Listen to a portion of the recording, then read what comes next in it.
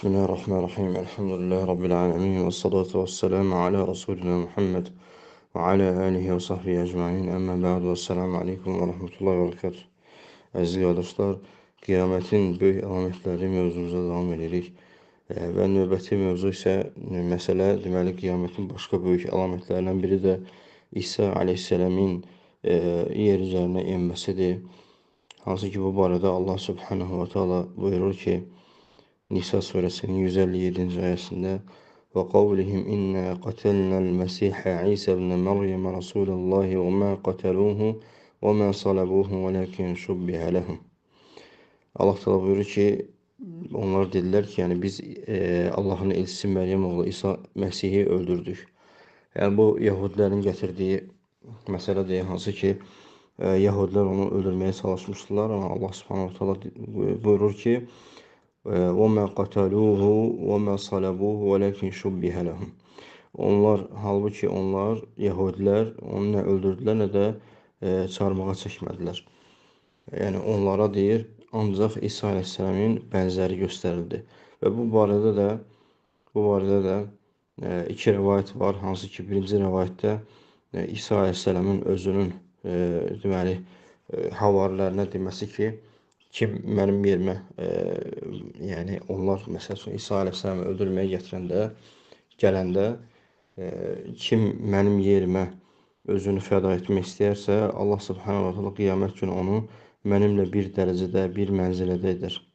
Və başqa rəvayətdə də Allah ələm gəlir ki, deməli, hansı ki, İsa aleyhisselam yanında olub, onun yerini deyən, casusluq edən birini Allah subhanahu wa ta'ala ona oxşatmış, İsa aleyhisselamı isə öz qatına qaldırmışdır və bunun qaldırılmasının keyfiyyətini də yalnız Allah bilir. Və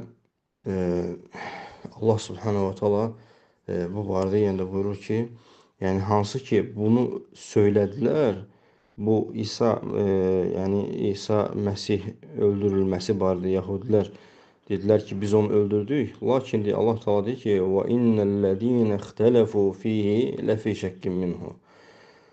Allah Teala yenə buyurur ki, şübhəsiz ki, bunda ixtilaf edənlər onun barəsində şək şübhə içindəydilər. Yəni hətta öz aralarında belə biz onu öldürdükmü, öldürmədikmi deyə şək şübhəyə düşmüşdülər.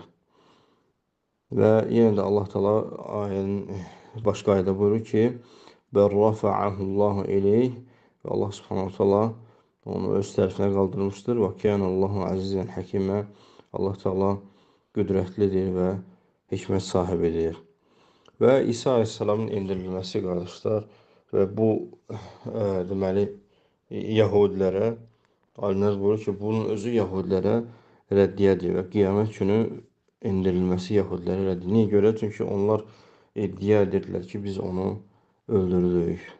Və İsa aleyhisselam bir rəvayətə görə 2 il, başqa rəvayətdə isə 40 il dünyada qalacağı qeyd olunur və deməli İsa aleyhisselamın enilməsi Mənaratul Beyda deyilən yer var, yəni Diməşqdə Ağ minarə deyirlər ona, Mənaratul Beyda, Ağ minarənin üzərinə enir və endiyində də görəcək ki, insanlar, möminlər namaz qılırlar, yəni namaz qılmağa hazırlaşırlar. Və deməli, namaz qılmağa hazırlaşanda, yəni iqamə verilir və insanlar görürlər ki, İsa aleyhisselamdır və onu imamlığa dəvət edirlər. Və İsa aleyhisselam imtina edir. Və kimin üçün iqamə verilmişdirsə, onun namaz qıldırmasını onlara deyir və möminlərdən bir nəfər namaz qıldırır.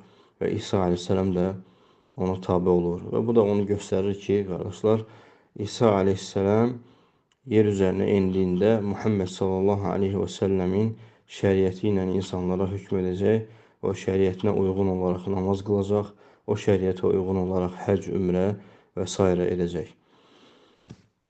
Və bundan sonra isə İsa aleyhisselamın Dəccalla qarşılaşması var və hansı ki, bu qarşılaşmadan sonra Dəccal gördükdə ki, yəni İsa aleyhisselam gördükdə Peyğəmbər sallallahu aleyhi ve sellem vəsf edir ki, duzun suda əridiyi kimi əriyəcək və qaçacaq. duzlu suda əridiyi kimi əriyəcək və qaçacaq.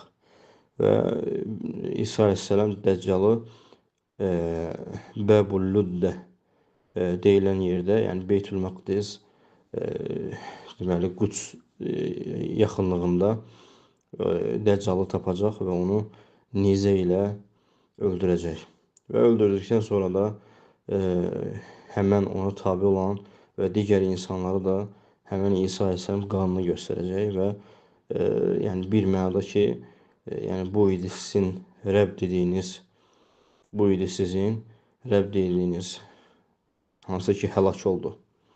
Və sonra möminlər də deməli Dəccala tabi olan Yahudiləri, yəni onları öldürməyə başlayacaqlar və elə ki hər şey dilə gələcək. Hansı ki rəvayətlərdə gəlir ki, yəni hər şey onlar qaçıb gizləndikdə hər şey dilə gələcək ki, Allahın izni ilə, yəni mənim arxamdadır Yahudi, gəl öldür. Ey mömin, Yahudi mənim arxamdadır, gəl öldür. Yalnız bir dənə ağac var ki, ona deyirlər, Peyğəmbər sallallahu əleyhi və səlləm deyir, Qarqat ağacından başqa. Yəni o dillənməyəcək. Və niyə görə də? Çünki o Yahudilərin ağacı sayılır və bugün Filistin cəmaatının deməli dediklərinə görə Yahudilər fikir verin, bəzən görürsən, yəni İslama inanmayan, İslama rəddiyə verən, onunla döyüşən elə bir firqələr var ki, bəzi müsəlmanam deyənlərin hədisə olan imanlarından daha çoxdur. Yəni daha artıq hədislərə inanırlar. Onlar çünki bilirlər ki, bunlar yəni boşuna deyilmiş sözlər deyil. Yəni hansı ki Filistin cəmaatı rəvayət edir ki, onlar deyir o qarqat ağacını daha çox əkirlər o İsrail torpaqlarında. Hansı ki ora İsrail torpaqları deyil. Vallahu ələm. Və qardaşlar, son olaraq İsa əleyhissalamın emməsində olan hikmətlər, hansı ki bunun elə ən böyük hikməti Yahudilərin bu yəni iddialarının yalan olmasıdır. Hansı ki onlar ayədə də qeyd elədik. Onlar deyirdilər ki, biz deməli İsa Məsihi öldürdük. Və bu hədis də deməli qeyd edildiyimiz kimi İsa əleyhissalamın emməsi haqqında olan hədislər Tabar rahimehullah və həmçinin deməli müasirlərdən Əhməd Şakir, Şeyx Əlbani rahimehullah yəni qeyd edirlər ki, bu hədislər İsa əleyhissalamın emməsi barədə olan hədislər mütəvatir səviyyəsindədir. Mütəvatir səviyyəsindədir. Yəni o hədislərin gücü ən güclü olanlardandır. Ən güclü olan doğrusunu Allah bilir. Subhanakallahumma və bihamdika, əşhədu an la ilaha illa ente, estəğfiruke və etûbü ileyk.